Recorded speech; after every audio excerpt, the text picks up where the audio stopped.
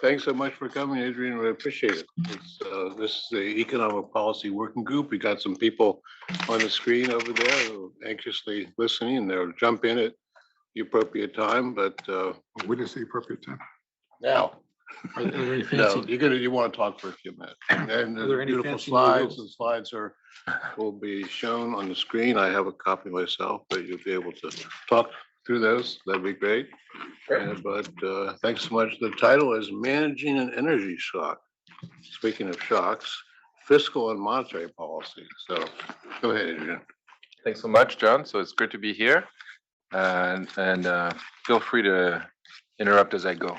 So We don't have to wait 7 minutes? you don't have to wait 7 minutes if you want to ask a question. And so the question that motivates this paper is that of how rising energy prices are affecting the economies of energy importers. So this is obviously motivated by the current situation, especially in Europe, in the face of these large energy prices that we've seen. And so if you ask economists, what are the effects of rising energy prices? There's kind of two typical answers. One is that it's a negative shock to aggregate supply. So because energy prices are rising, firms substitute away from energy. That leads them to use less energy and leads to an increase in costs. And so that can look like a productivity decline. And another effect you hear a lot about is that it's a negative shock to aggregate demand because these rising energy prices are pulling down on real incomes. And because of this, that might lead households to cut back on spending. Wait a second. If you measure productivity as GDP, there's no. Correct. Okay. Yes. A Yeah. lot So of people,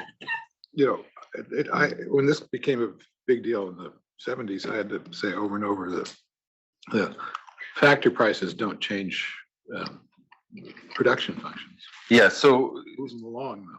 So my paper is just going to be about the second question, but I will point out this series of papers by David Bakaye and co-authors, including a policy paper by Bachmann and others that have tackled this question. And even though this is not really their main bottom line, if you read through the lines of that paper, it basically says you don't get an effect on GDP at all from rising energy prices if you're measuring GDP correctly. Okay, so we're actually not going to go into this at all. Discussion kind of, well, they shut down factories for lack of certain fuels and so on. Mhm.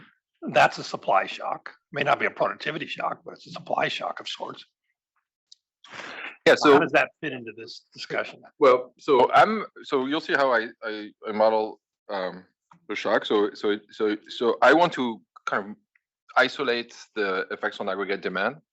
So the energy is just going to be used by consumers. They're going to just consume energy, and that's going to be imported directly. And energy won't be used in production. I can talk about what happens if energy is used in production also, and then there's questions of how you want to measure, output, gross output or gross national expenditures or GDP and so on. But I want to focus on the second point because the first point's been talked about in the literature. So I think that this, there's less value added in revisiting this. And the starting point of our paper is to ask, when is it true that rising energy prices actually create a negative shock to aggregate demand? And to the extent that it does, what is the role of monetary and fiscal policy in this situation? Okay, so the starting point we'll have is we'll take a completely standard open economy new Keynesian model, and we'll say if it's a representative agent model, actually it's not obvious that it's a negative shock to aggregate demand. It's typically more a positive shock to demand because remember this is an energy importer. There's rising energy prices, so consumers tend to substitute away from energy that's imported towards domestic goods that are produced domestically, say services, and so that actually tends to raise domestic demand. And the magnitude of that effect is governed by a certain elasticity of substitution, which is governing the extent to which households substitute away from energy towards domestic goods. And so that's one effect, which is an expenditure switching effect. On the other hand, there's an income effect, but the income effect doesn't affect demand much, if at all. Why not much? Well, So first at all, because most of these models, there is an international risk sharing condition. So households are insured against these types of shocks. So in a complete market type of model, there would be no effect on demand. Now, in an incomplete market type model, there would be an effect on demand, but that effect would tend to be small because households have low marginal capacities to consume. So the decline in income doesn't really affect their consumption very much. Right? So then you're left with a type of model that says, in the face of rising energy prices, you actually have a boom, a demand boom, and there's little trade-off for monetary policy. You want to raise interest rates to curb that boom and also to limit the inflationary effects. Right? So we think that that's kind of a non-starter for thinking about the current European situation, and instead we're going to revisit this by embedding heterogeneous agents into this new Keynesian small open economy type of framework. And the main difference that this will bring is the fact that households in the model will have much larger marginal capacities to consume. So the decline in real income will affect consumption a lot more. Right? And so when the elasticity of substitution is low, there's still this substitution effect, substitution towards domestic goods. But when the elasticity of substitution is low, which we think is realistic in the short run for thinking about energy, this effect is going to dominate. And so we'll get a decline in both consumption and demand. So that's going to be a negative demand shock. And in fact, that shock can be stagflationary under a condition that I'll talk about. In that situation, you get a recession, imported inflation, but also a wage price spiral. So domestically, then nominal wages are rising, and so you get nominal wage inflation. So we think that that's kind of a more natural framework to start thinking about what monetary and fiscal policy would want to do in this situation. So we're going to think about both. So for monetary policy, we'll point out that it's very hard to influence energy prices when you're using monetary policy in isolation. So if you're a really small economy and you're, say, tightening monetary policy, you're not affecting energy demand for the world as a whole. And so all you can do is you can appreciate your exchange rate so you can mitigate the effect on domestic energy prices, but you can't affect the source of the problem, which is that demand is too high relative to supply. But this is a situation where monetary policy coordination can be very useful. So if big countries tighten together, then they're able to curb energy demand for the world as a whole.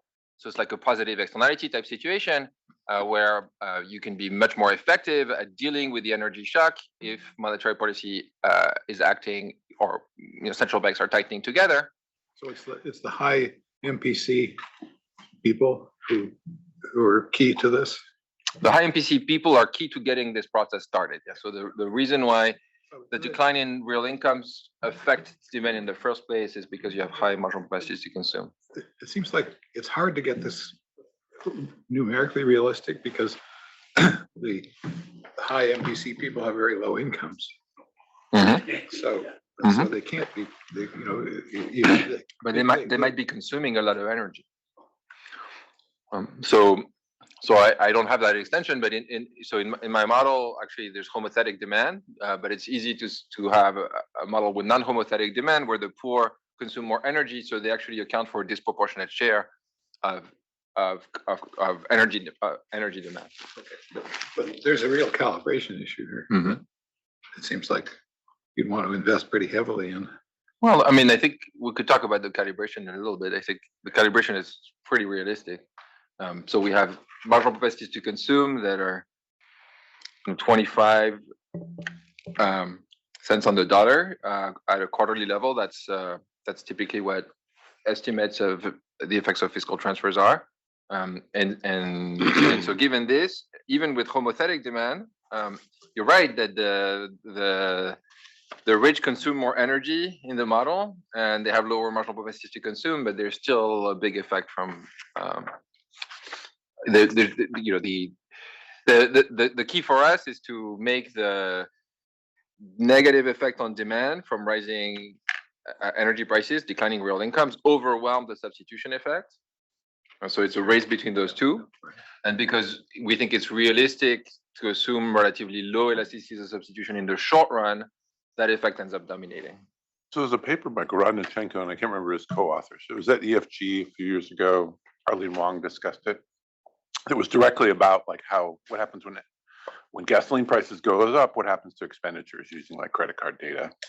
So you could estimate whether the elasticity is greater than 1, what it looks like for different types of consumers and things like that. That's They great. might have that in the Thanks. paper. I only vaguely remember that paper. I think I've seen it, but we don't have it in our references. So thanks. That's very useful.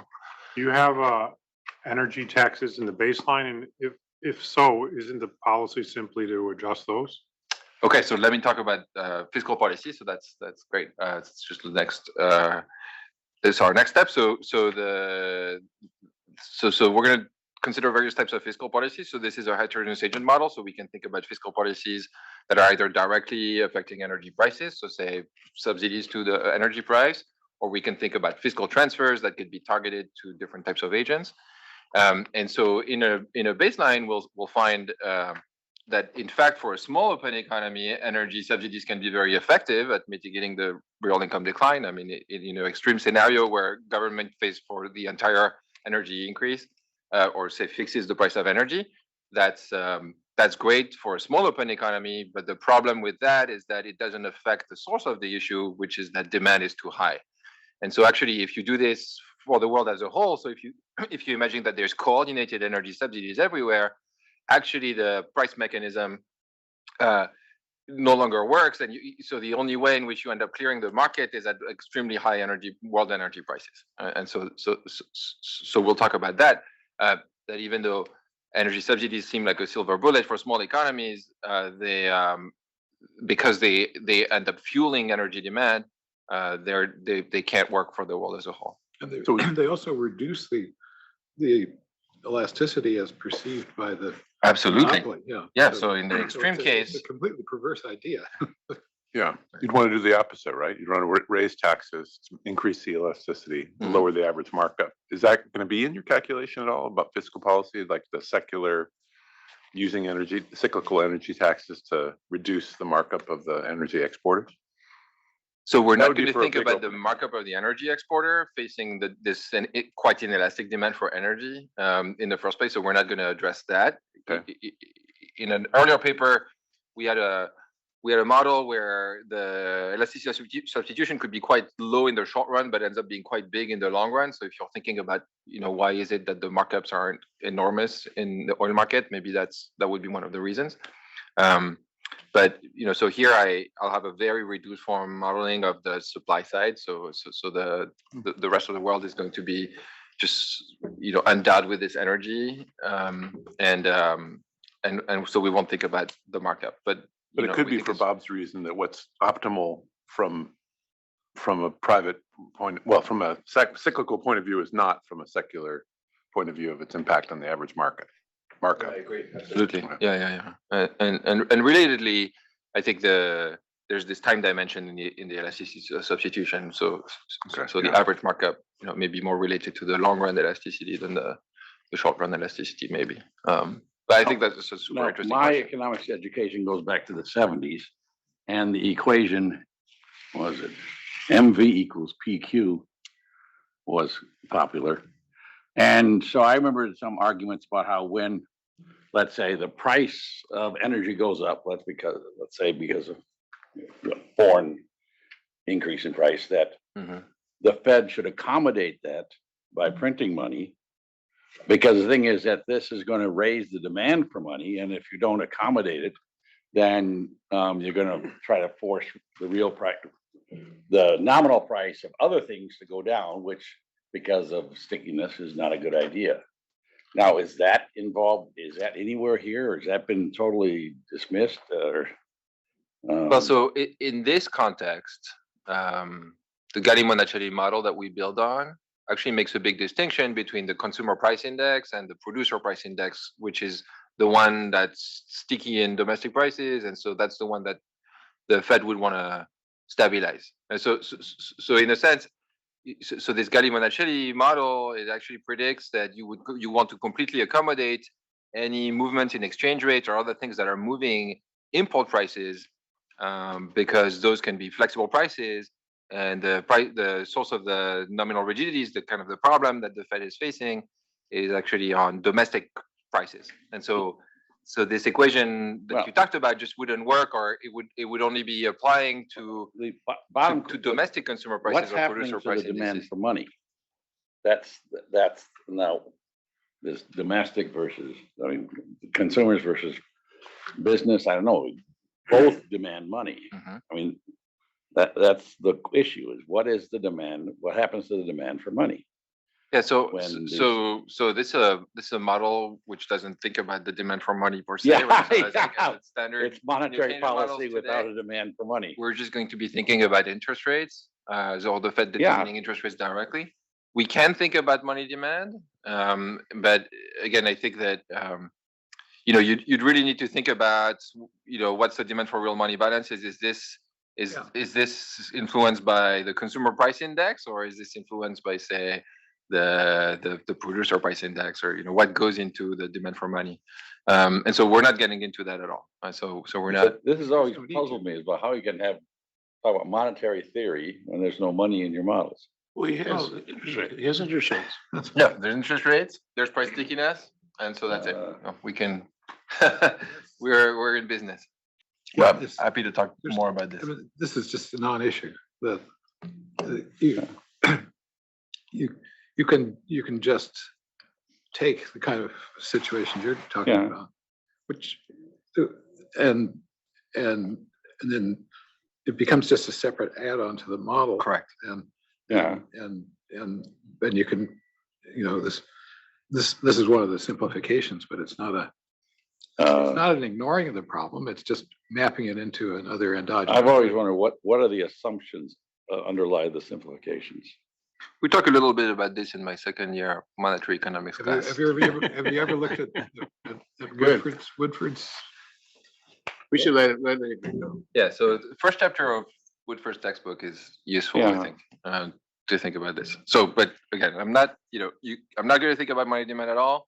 You can add money demand in the utility function, say, and then work out the implications for money. That's not the subject of today. Okay, so this is my plan. So I'm going to talk. I know this is a short talk, so I'll just outline the model, and then I'll talk about why heterogeneous agents change our perspective on the effects of that energy prices have on aggregate demand. Talk about implications for inflation and this possibility of a stagflationary situation, and then monetary and fiscal policies as ways to manage the energy shock. And so this is going to be building on a completely standard model in open economy macro, which is the Galli-Monachelli model. That's a model of a small open economy where countries are producing a good and importing a good. So there's a home good that they're producing and exporting, and then there's a foreign good that they're importing. That's the standard model. So to that model, we will make one change, which is we're going to add one good, which is an energy good. So we're going to say this energy good is a good that the rest of the world is endowed with. And then our small open economy, it's part of a continuum of energy importers. And I'm going to be thinking about this as a small economy first. And then when I talk about coordinated policies, I'll say, what if this entire continuum of importers, they end up doing the same thing? Say they raise monetary policy, what happens? So there will have an effect on world energy demand. And the way households are modeled here is as consuming energy, right? So this is directly entering their consumption. So think oil that we're consuming directly. And there's a certain elasticity of substitution, which I'm going to call chi, between oil in consumption and other goods. And because I want to isolate the effect on demand, I'm not going to have energy used in production. Right? So production is going to be directly out of domestic labor. There's no energy used in production. We can talk about what happens if you add that back. And then the energy is trading at a certain world price P star, and this is going to be what we shock. Okay, so P star is the world price of energy, say the dollar price of energy. We're going to shock that, and we're going to think about the effects it has on the domestic economy, including on domestic energy prices and aggregate demand and so on. It doesn't matter from the small economy's point of view whether that price went up because, say, global E supply went down or the rest of the world's demand went up. Rest of the world demand would affect us. Yeah, so the way we'll think about it is because global supply went down. That's how we'll microfound it. And that will be important when we start thinking about world equilibrium. Okay. If it was an increase in global demand, then this would affect the demand for our exports. So this would have another effect. Right. Yes. that's what I was Yeah. wondering. So that's why, yes, you're right. The micro foundation, the way you want to think of it is there's a reduction in the supply of world energy. And so far, this looks like could be toys, it could be out of season fruits and vegetables, whatever, right? Absolutely, yeah. So What- this is just a good, yeah, an additional good. So you're saying what's special about energy here? I mean, you decided to write a whole paper about energy, Right. So but so you must have in mind it's not like out of season fruits and vegetables. so that's a good question. So I think food in this model, so a big increase in commodity prices of any kind would work through similar channels.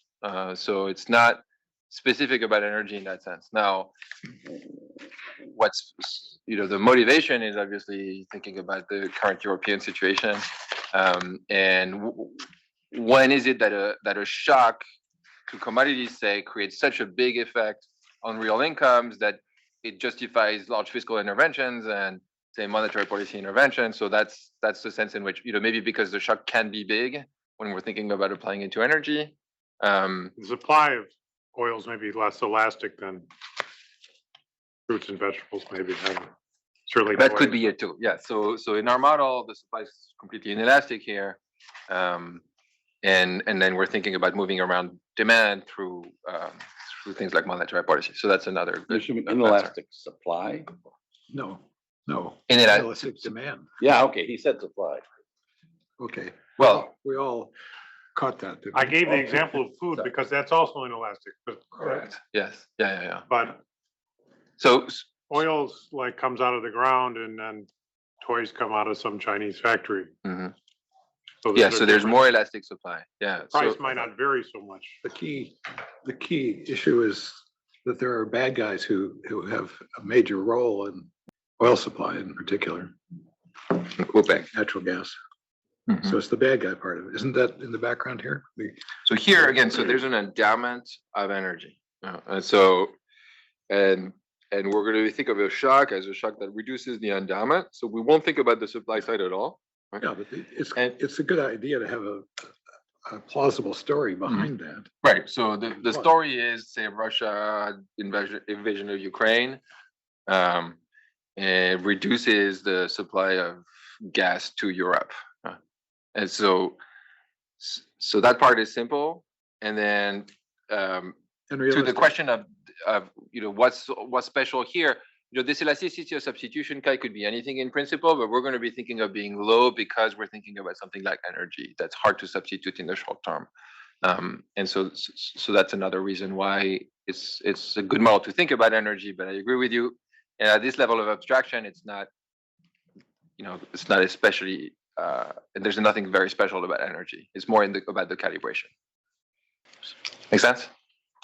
You should be more aggressive. Okay. We for a long time, we've been caring about the energy shocks for a good reason.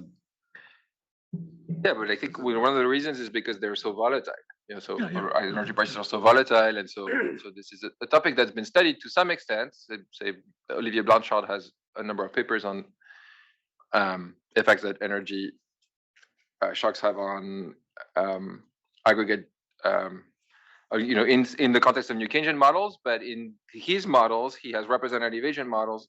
So the effect that everybody talks about, which is that these are big shocks, big declines in real incomes, and so they can affect demand. That effect is not there in those models. So that's one of the main points we have. Can I just question? Yeah, of course. Is the European episode really about an energy supply shock or a reduction in the supply of natural gas, which in the short run isn't very easily substitutable with other forms of energy? Mhm. In that sense, this episode seems quite different from the oil price shocks of earlier decades that motivated much of the literature. It's true that in Europe, at least, the substitutability problem is mostly for gas, right? And so you can think about this model very narrowly applied to just gas prices. Okay, but then that's going to inform when we get to the calibration exercise, what we think about the substitution elasticity, the share of household expenditures devoted Both, to. yes. energy, So right? both the chi, which is the elasticity of substitution, and then the share of energy in total expenditures. So is that how you want me to be thinking about this model then? It's really a natural gas shock to Europe. Yeah, so here or we'll, some parts of Europe, I guess. yeah, so the calibration here is to,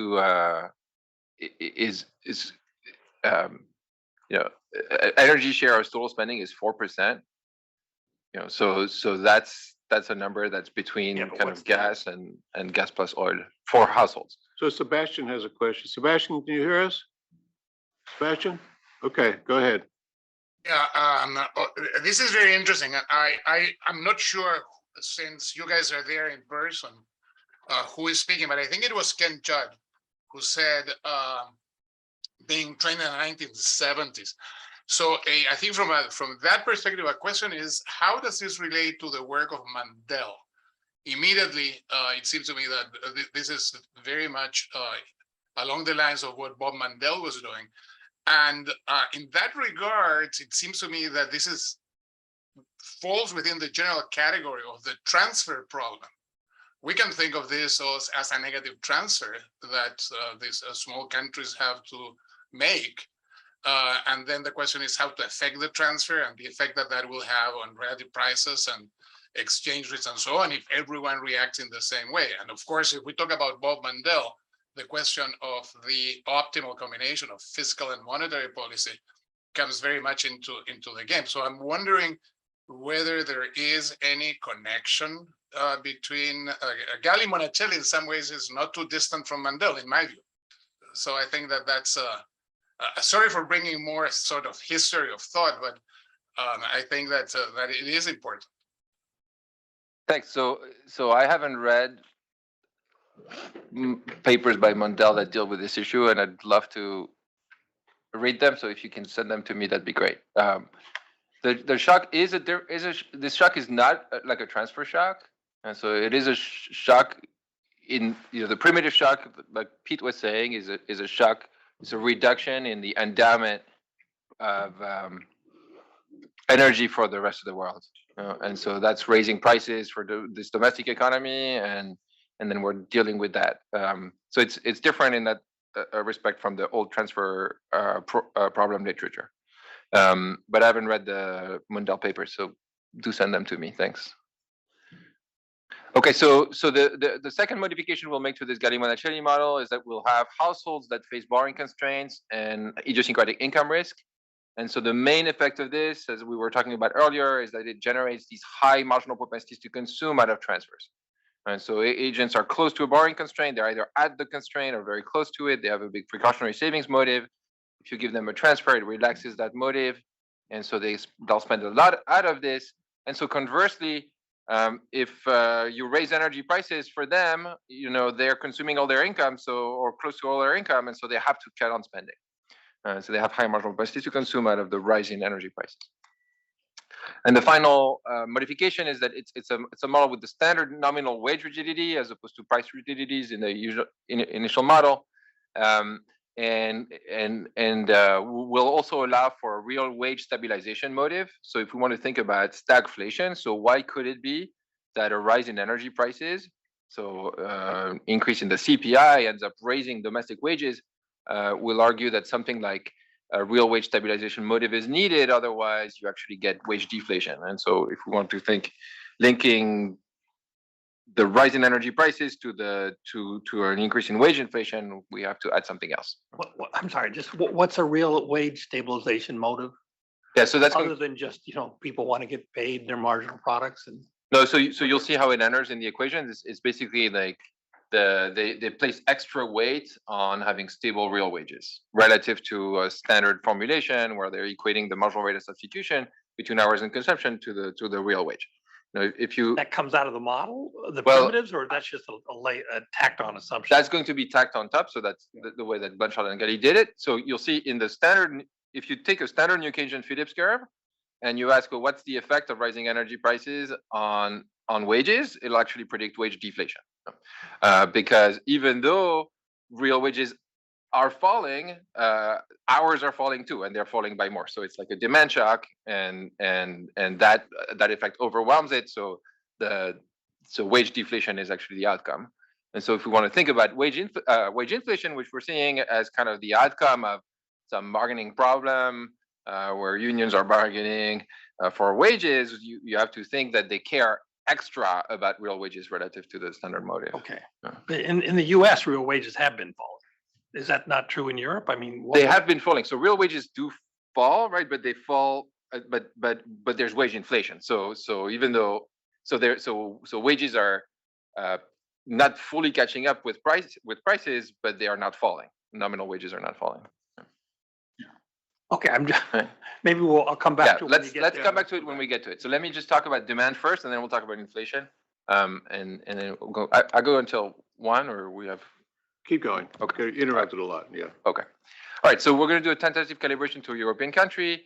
We'll shock this energy price, and I'm going to consider the case with representative agent first, and then with heterogeneous agents. And so here you have to make an assumption, as in any new Keynesian model, as to what monetary policy does. So we're going to have a benign type of Taylor rule that just raises the nominal interest rate to stabilize the real interest rate in CPI terms. So that's just to establish a benchmark, and then we'll talk about what happens if monetary policy tightens by more or accommodates the shock. And so in the representative agent model, you get this boom. So this is a representative agent model with complete markets in Galli-Monacheri. So there is a real income decline from the rise in energy prices, but that's insured by the rest of the world. Monetary policy here stabilizes the real interest rate. So actually consumption doesn't change. So level of consumption is unchanged. But what happens is that you direct your consumption more towards domestic services that are produced domestically, away from energy prices that are imported. So actually that raises GDP. Right? So that raises GDP, that raises hours. And so this is what you see in the left graph. And this effect increases with chi, this elasticity of substitution. So chi equals 1 is the Kohl-Obstfeld case, so where you have unitary elasticities of substitution. And so in this case, this is 100% shock. So you get a 6% effect on GDP because the share of energy in GDP is 6%. What exactly is a shock here in this?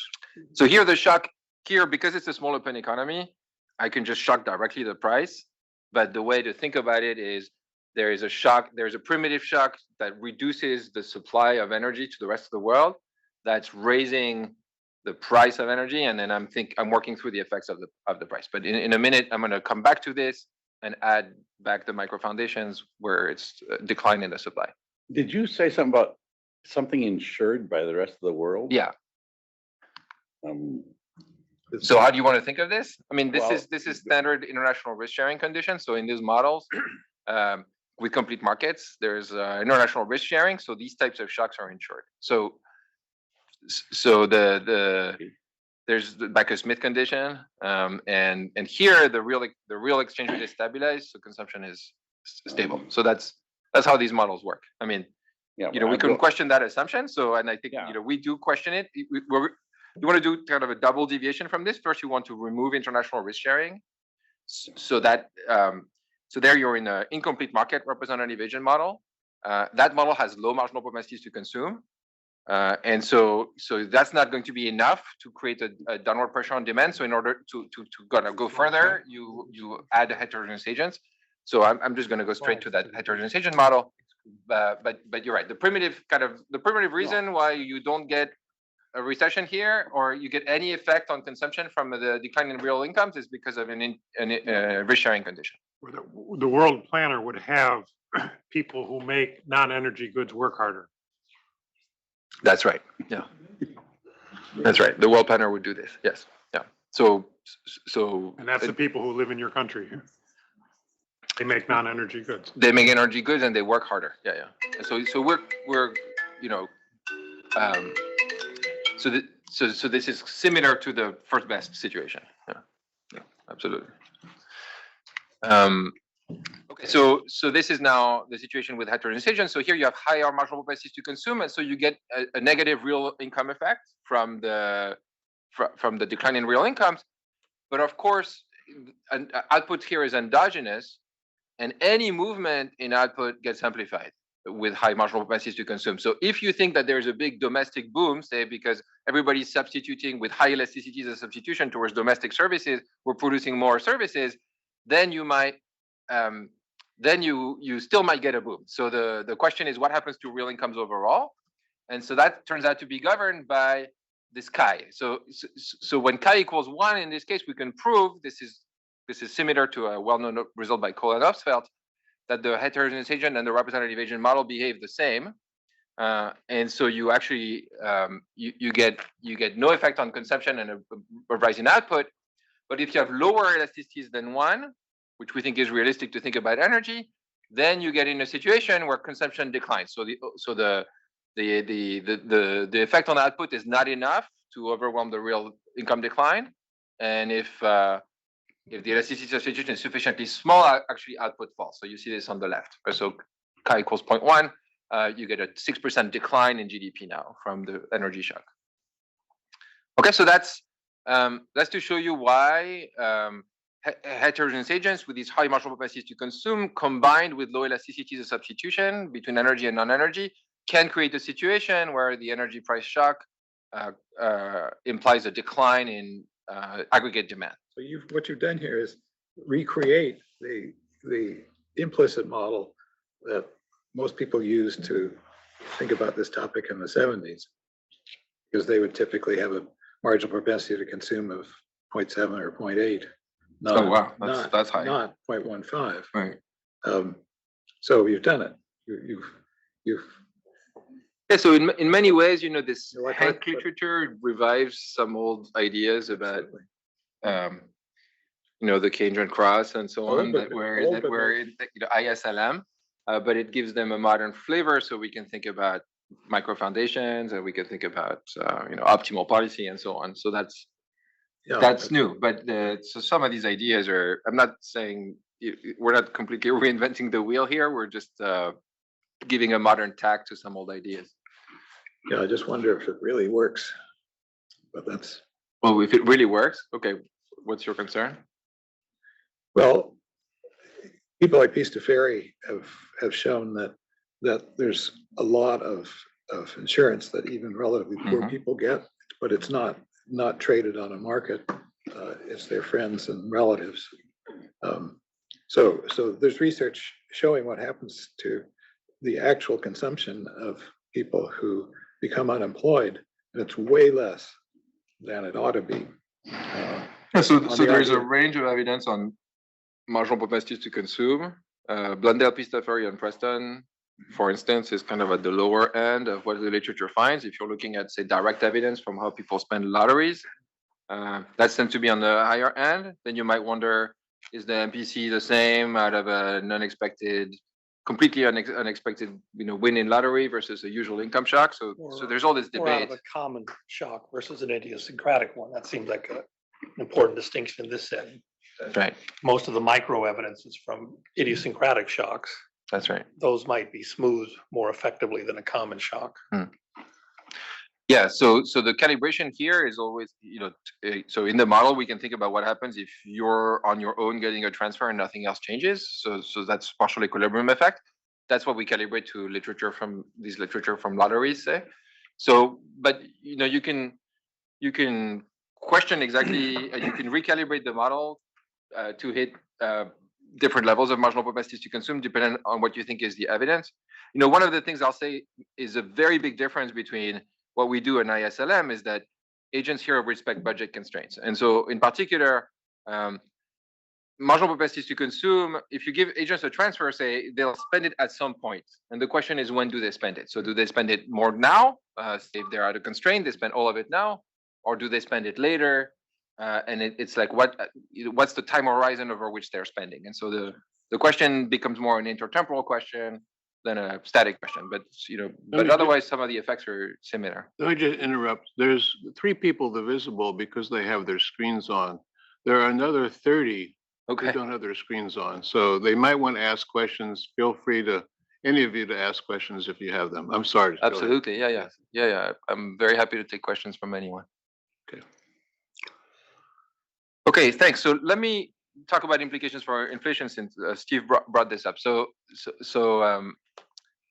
we're going to quantify this model by allowing for nominal price stickiness, but also real wage stickiness. So what I mean by nominal price stickiness, so if you're looking at prices at the pump, say in Europe, and then you look at the oil price, there is some slow pass through. And so in order to have a realistic quantification on the effect on inflation, we're going to add nominal price rigidity. So we'll have pricing to market. So we'll have some oil importers or some, say, gas importers that are paying marginal costs, but they're paying the oil price on the market. But then their domestic price is sticky, so they only pass it through to consumers, over time. So that's relatively standard, sort of muting the effect that the energy price at the source has on consumer prices. But the key that we'll find for thinking about, in a causal way, thinking about the effect that the energy price shock might have on wages is to add a real wage stabilization motive. So here, Steve, so you see this is the standard New Keynesian wage Phillips curve. So what at any point in time, the real wage may differ from the marginal rate of substitution between hours and consumption. But when there is pressure from the marginal rate is high relative to real wages, people ask for a nominal wage increase to try to bring back the real wage to the right level. And so that's, it's a slow process by which real wages adjust to marginal rates of substitution. And so in the standard case, you would have this zeta term be zero. So that's the standard nominal, the standard New Keynesian Phillips curve. So that's only nominal wage rigidity. And then if you start raising that zeta, you have an additional motive. So you care about real wages being stable over and above what would be implied by the standard equation. Okay.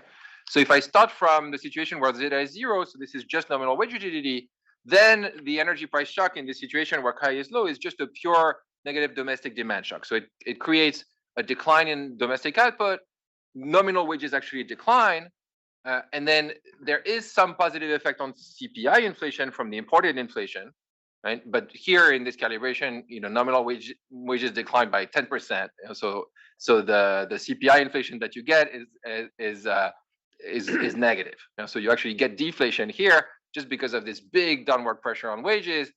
So of course real wages are declining, but as we said, the thing that overwhelms it is the fact that hours are declining. So actually households feel like they're not working enough, and they're asking for wage cuts. And so this effect kind of goes away as you start pushing up on this zeta. And this is something that Blanchard and Galli had argued in earlier papers. Is also useful to think about this wage price spiral. So now if you start pushing up on zeta, you can get the situation to be a stagflationary type situation. So wage setters are averse to seeing their real wages declining, so they ask for bigger increases in nominal wages. At some point, you get positive wage inflation, and the real wage doesn't decline by as much. And so of course, because you get positive wage inflation, you also get even more price inflation because now you get both the imported inflation and the domestic wage inflation. Okay, so we think maybe this is important today to think about what's going on, and when people are asking for wages increases, are they focusing too much in a sense on consumer prices? This model suggests that consumer prices isn't the right thing. In the face of these shocks, actually people should care more about their wage relative to, say, the wages, the prices of domestically produced goods.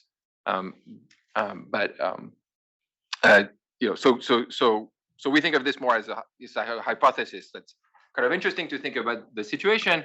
And so we'll go with this calibration to think about monetary and fiscal policy. But I don't want to say we've nailed this parameter. We just think it's interesting because standard models would actually predict deflation in response to these shocks. Okay, so let me talk about monetary and fiscal policy. So we're going to think about three scenarios for monetary policy. So as I said, there's a Taylor rule here. Monetary policy sees price inflation and then it raises nominal interest rates in order to stabilize the real interest rate. So that's the blue line. And then we're going to think about what happens if you tighten by more. or you ease. So what happens to outcomes? Okay, so and to think about the impact this has on real interest rates, this would be, say, you raising nominal interest rates to raise the real interest rate by 2% on impact, or easing would be minus 2%.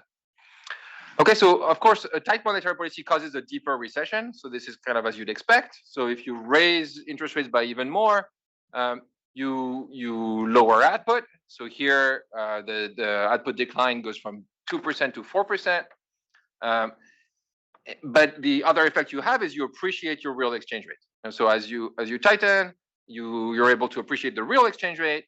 And so that could be a solution to the imported inflation, because now the domestic price of energy falls, and so so we can kind of assess how big that effect is, and the answer is not that big, because standard calibration of the effects of exchange rates of monetary policy on exchange rates suggests that you can only really appreciate the exchange rate so much without collapsing output. Okay, so if you want to really mitigate the effect that the oil price shock at the source, the dollar price of oil, has on domestic consumer prices, you really have to appreciate your exchange rate, and you can't do this without a big recession. And so in this calibration here, you see on the left, this is the path of domestic energy prices. You have almost no effect on this with your monetary policy. So monetary policy is just not able to affect the domestic energy price that much. It seems like a small change in monetary policy, though. It's a 2%. These three charts go together, right? Yeah, if you're thinking about, I mean, this is the baseline level is like a 6% increase in the nominal interest rate to begin with, and we're going from 6 to 8. So it's not trivial, but yeah. So you're thinking about this band. So the additional effects, like I said, it's easier to think about it in terms of the real interest rate. Right. So if you have a 2% effect on the real interest rate for 2 quarters, standard UIP type calculation suggests that's a very small effect on the real exchange rate.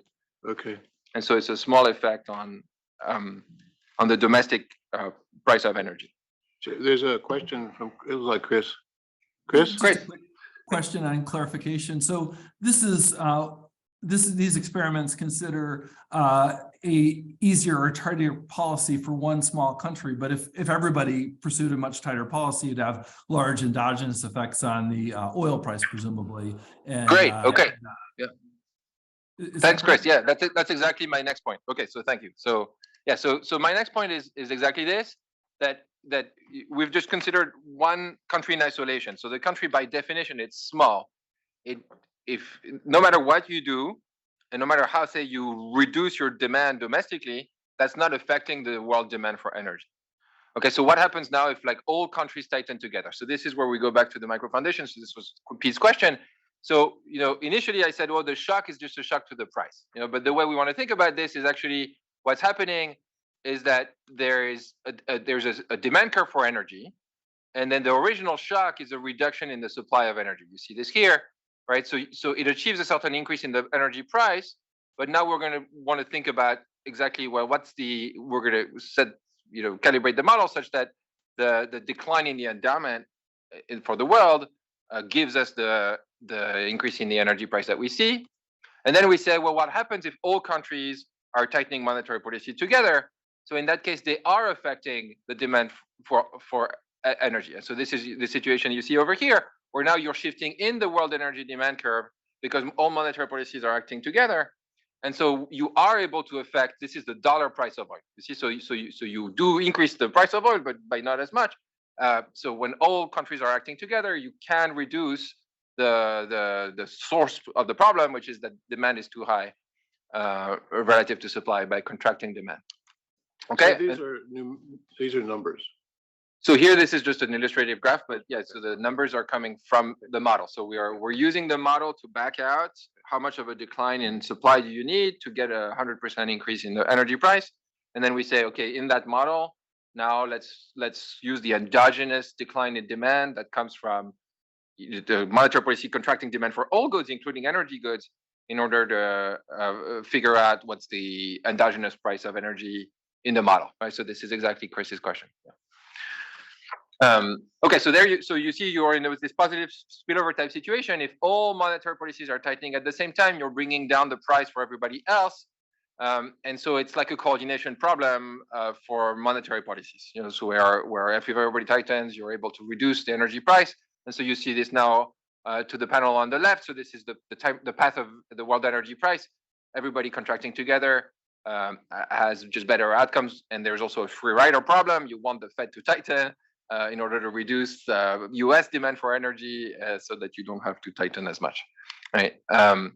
So that's on monetary policy. Is one of these optimal? Okay, so optimal is something that we're working on, but we're not there yet. So it's actually, optimal policy with heterogeneous agents is really complicated. There's lots of different motives, including planner trying to get around borrowing constraints and so on. And so we're not at the level. I can't give you the answer yet, but we're working on it. But even the definition of optimal, it sounds like you're talking from the point of view of the importers. Right, optimal from the perspective of the planner. Yeah, exactly. The small Planner open of the economy planner, importers, not the worldwide planner. not the worldwide planner. Yeah. So then, Yeah. you're trying to screw OPEC, So there's also that. trying to do. Yeah. I mean, There's so that's always there. So so you're a monopsonist and you're a monopolist. You're like a monopolist because you're selling your own good to the rest of the world. So you have this monopolist motive, and you're also purchasing from OPEC. And so you can try to act as coordinated buyer. And the so world planner would have us produce more. But now you've given us an opportunity to act as a monopolist in this non-energy good. So we're going to grab that opportunity. So we actually want output to go down. So that's right for the good that you're producing. That's Yeah. right. And then at the same time, you're coordinated all the buyers. So you have like a monopsonist issue We on should be that doing other that good. even without an oil shock, right? That's right. That's right. So that effect is already there in the optimal policy literature for representative agents. So the effect of the monopolist effect, that's kind of a well-known effect. The monopsonist is more interesting, I think, and so that's something that we haven't explored, but because we were working with these heterogeneous agent models, like I said, there's like all these other effects. So it's like, what's the optimal level of public debt in the economy? So all these questions are a little difficult. From a worldwide point of view, this is a disaster. I mean, you have OPEC holding back, and then we respond. We're going to hold back our demand, and we're going to hold back our supply. I mean, that's Right. wedges on top of wedges from a Right. worldwide point of view. Yes. Yeah. No, I agree. I mean, or you might say, oh, what if it's like the world planner that tries to reduce wedges for the world as a Can whole? we think of a better way Yeah. to this fight with planet- each other? Right. You have to figure out the preferences of this planner. Yeah. So if the planner just cares about domestic welfare, then Casey's point is right. Yeah. So there's Your assumption is that, right? I mean, Yeah. why not have, a single God Mhm. who has preferences defined over everyone on Earth, other planets as well. So here there would be three types of planners. So what we're seeing here is that there's this coordination issue for all even these small open economies. So you might be thinking about, say, the coalition of all buyers of oil. And so what would their optimal policy be? And then you can think about a planner that cares about the entire world population, and including the suppliers and the purchasers of oil. There's a big issue then about people unborn. That's right. Yes. So that if Multiple dimensions here. Yeah. that's why optimal policy is so hard. So we're working on it. Okay. So ambiguous. It's also ambiguous, but so I think one of the benefits, you were talking about benefits of micro foundation earlier. I think one of the benefits is you can start thinking coherently about optimal policy, but maybe you're also dissatisfied with some of the micro foundations. And so my perspective is there's already so much we don't know about the positive, so let's work on that first, and then we could talk about the normative and whether we think they're reasonable or the predictions are reasonable. Okay, so this was monetary policy coordination. So my final topic is on fiscal policy. So here, one of the benefits of working with these heterogeneous agent models is you have very rich types of fiscal policies. And so we're going to be thinking about three types of policies. One is just a direct price subsidy. So this is the government just fixing, say, the price of oil or subsidizing the price of oil, and then borrowing in order to pay for these subsidies. targeted transfers. So by targeted transfers, I mean based on your usual level of consumption. So those are actually regressive transfers. So they're transfers that because the rich here in this model consume more energy. If you're giving transfers that are based on your usual level of consumption, you're actually giving transfers to the rich. So those effects are going to be less effective at stabilizing demand because the rich have lower marginal propensity to consume. Or we could do untargeted transfers like blanket checks. That's what the French government has just switched recently from a price subsidy to an untargeted transfer where it's just giving $100, 100 euros to everybody. And then they're all deficit financed initially, and then over time, we're stabilizing our debt level by raising income taxes over a long horizon. So that's how we finance them. In the short run, all deficit finance. Okay, so these lines show you that all these policies are effectively mitigating the consumption decline in a small open economy, because they're basically addressing the demand problem. So they're all pushing up on demand. And so the consumption decline gets mitigated. And of course, the untargeted transfer here, that's the most effective. That's for a given level of effect on, say, the fiscal deficit.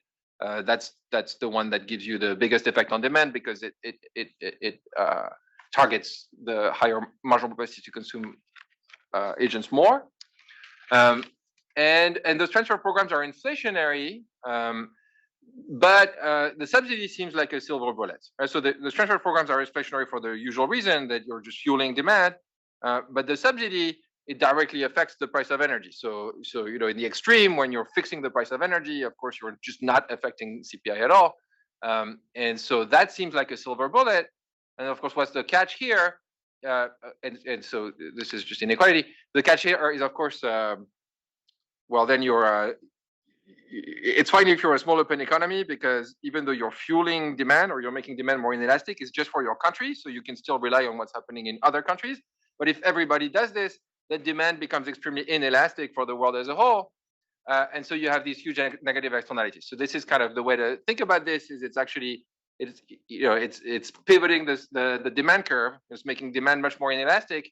So now we were having an intersection over here, and then now the intersection is going to be through the roof. So the only way in which you can clear the world market for energy, where everybody is giving subsidies, is by having a very, very big world recession that's bringing demand back in line with supply. Right? And so you see this in these graphs where actually the subsidy situation is actually much worse than anything else. It's worse than the baseline because it comes with enormous price inflation. Okay, and so one of the things you can do in these heterogeneous agent models is ask, well, what's the effect on various measures of inequality? This is one measure of the variance of log consumption. And even though the transfer programs on their own in a small open economy were effective at reducing inequality, all these benefits are gone when you're subsidizing energy. Okay, so that's my time. So we're using an open economy heterogeneous agent models to speak to this current energy price shock. And we've argued that with these heterogeneous agent models, together with low elasticity substitution, you can get a situation where you get a negative demand shock. And then if you have, in addition to this, these real wage concerns, you can get a stagflationary shock out of the initial energy price increase. Steve. Maybe you'll persuade me otherwise. This doesn't seem like an apt application of the current situation in Europe. Okay. So and again, I may have the facts wrong. I thought the restriction in natural gas supplies were the big issue. One of the most sensible things the Germans did, it's not even in your policy list, which is they built new LNG terminals. Mm-hmm. Okay. So that is I guess you can think about that as, I'm not sure how to think about that in the context you're of moving your E back up.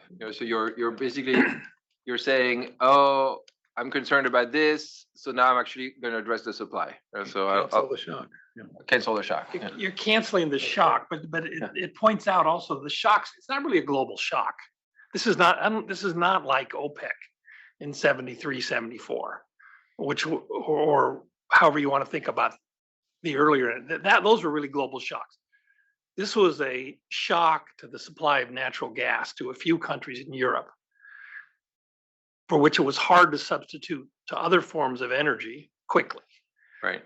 And one way was to, import more LNG. So that seems like a very sensible policy Right. response.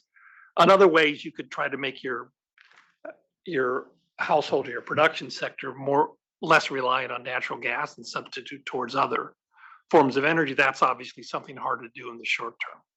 Right. So Those seem like the central policy questions, not what you're going to do with fiscal and monetary policy. I mean, in practice, we saw, France, Germany, they did try to increase the supply, and they think of this as something that's helpful for maybe the medium term, a year or 2 years time. But at the same time, they also gave all these really big energy subsidies, and so France had massive energy subsidies both for your energy bill directly and energy prices and gas prices at the pump. Okay, so they these are did those big things. shocks. So they did those things. Not clear whether they were optimal. helpful, right? Yeah, optimal. Right. But your framing of this as a world energy supply shock doesn't seem to fit the European situation, and one that frames it a model that's more focused on the natural gas restrictions. Yeah. And the substitution possibilities in the short and medium term for natural gas would seem more useful. Right. So we could lower the energy share in consumption and lower the elasticity of substitution in the calibration and say this is a model of gas. And I would be happy with that framework. Effects in your current framework, as I understand it. The effects would be smaller because the share just the spending share would be smaller, but because we could also plausibly lower the elasticity of substitution, so lower elasticity of substitution magnify this effect. So we might end up not so far. But that's a good framing suggestion. I'm not. Your whole investment in modeling is still applicable to Steve's fact situation, right?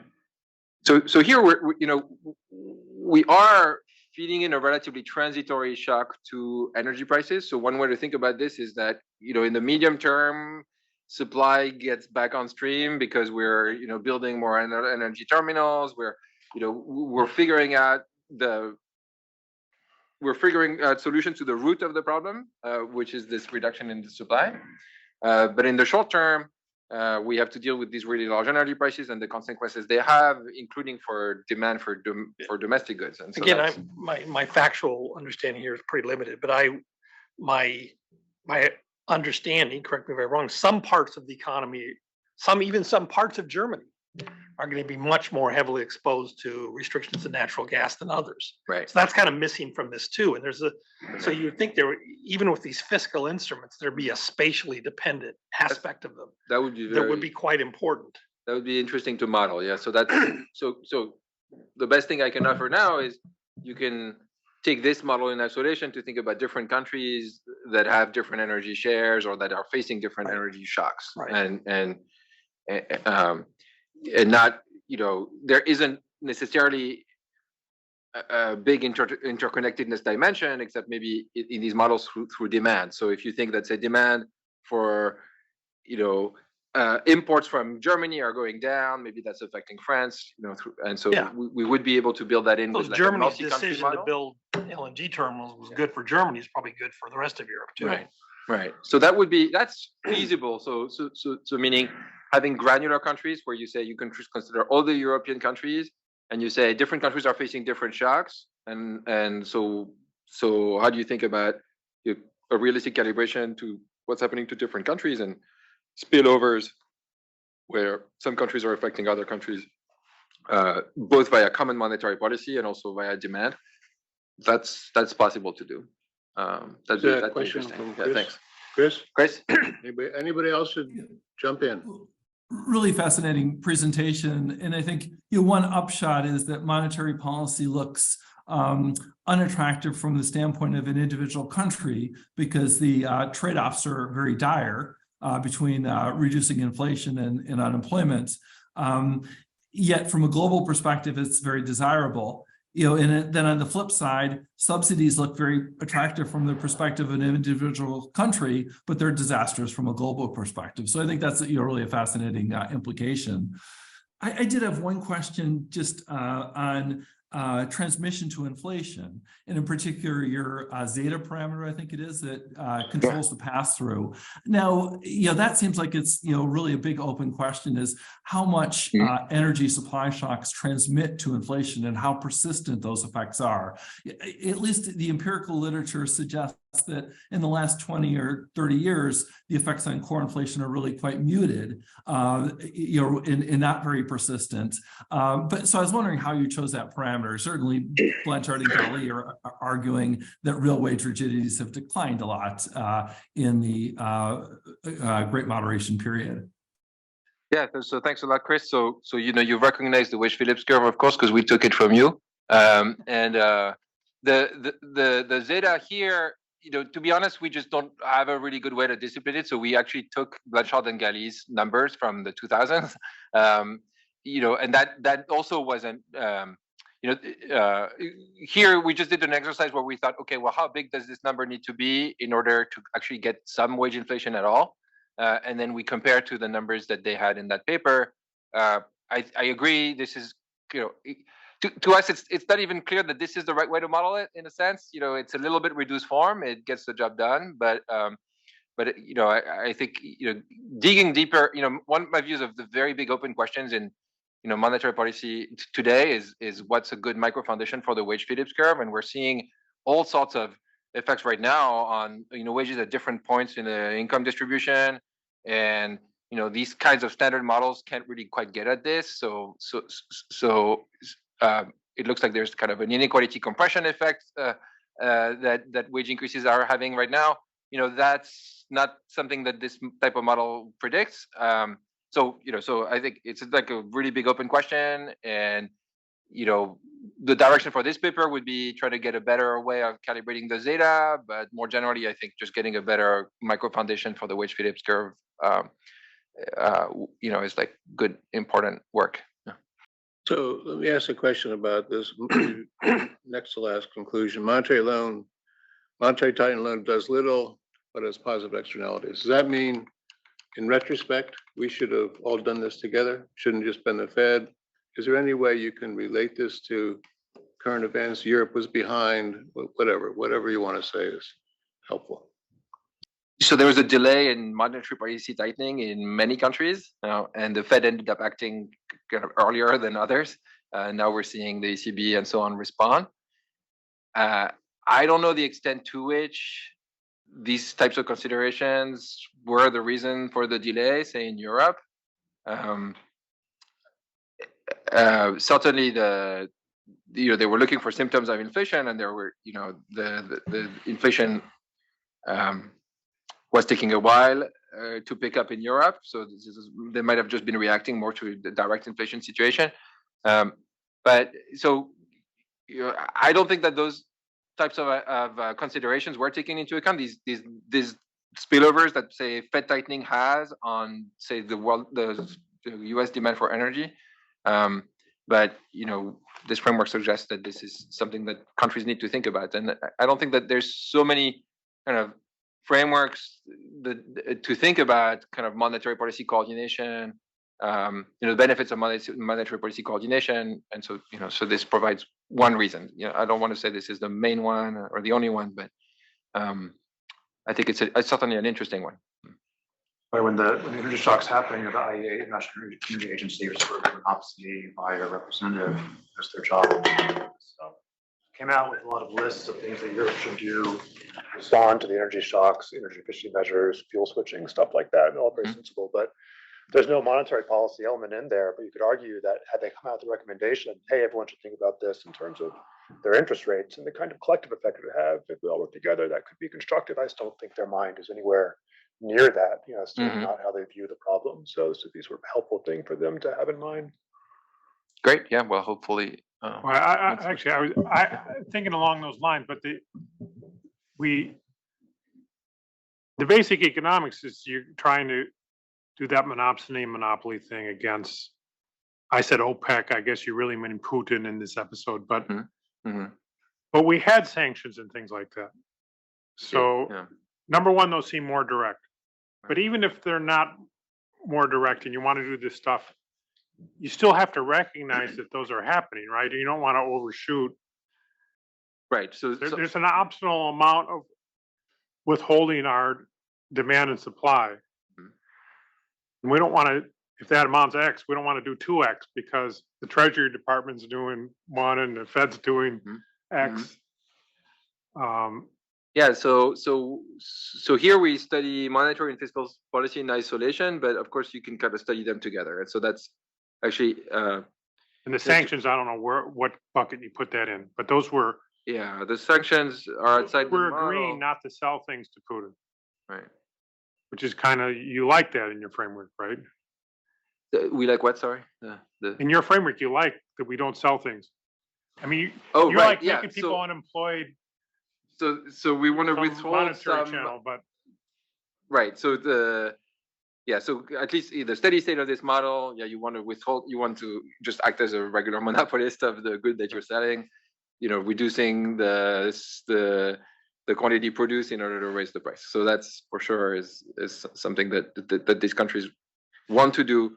Again, here we're taking this positive perspective. So we're saying whatever is the reason why the markup is what it is, what happens if there's a shock, around that initial situation. So we don't think about the optimal policy, but the optimal policy is like a super fascinating thing to think about. Outside the scope of this paper, more directly related to your question on like what can we do in this paper, we can study together monetary and fiscal policy. So kind of coordination and how much, given that you're doing one, how much less do you want to do of the other? So that's something we can do. Sanctions are a bit hard to think about in this context, except to the extent that they change the fundamentals, they change the shock. But they're harder to. They'd be harder to build in directly, I think. Did you say something? You mentioned the heterogeneous agent quite a bit, and a little bit without it. How do these questions address differently because of the heterogeneous agent assumption you have? What difference does it really make? So the main thing, this is something I was telling Bob about, is these marginal propensities to consume are higher, but you don't want to really think of them so much as the impact marginal propensities to consume, but what we've called in our other work, these intertemporal marginal propensities to consume. So what you want to think about is, if I give an agent in this model $100, we know they'll spend $100 at some point because they're obeying an intertemporal budget constraint. The question is, when do they spend it? And so here in this figure, I've just shown you what happens in an incomplete market representative agent model relative to these heterogeneous agent models. And so in the incomplete market representative agent model, it's like the permanent income hypothesis. So if you give them a transfer, they basically just raise consumption forever. They take the transfer, put it in the bank, eat the interest income. In our heterogeneous agent models, it looks more like this. So this is giving transfers to agents at different points in time. So on impact, so here this is calibrated annually to marginal propensity to consume of 0.5. And then they keep spending at elevated pace for a while. And so you get these kind of prolonged effects on spending. And also there's anticipations of future transfers. So these other tents are what happens if I give transfers in 5 years, 10 years, and so on. I promise to give those transfers. Some agents are not borrowing constrained, so they're able to anticipate some of that spending. And so now we're moving the question to like kind of a static, what happens when people spend, and then that spending becomes income, to this intertemporal dimension, like what happens when agents obey budget constraints, but they have preference for spending at different points in time. And so I'd say that's, in our work, that's kind of what we found is one of the major differences between these heterogeneous agents models and the older class of representative agent models, or like even ISLM type, static models. Okay. Any other questions, comments? Thank you, Adrien. Thanks a lot. Thanks. Great.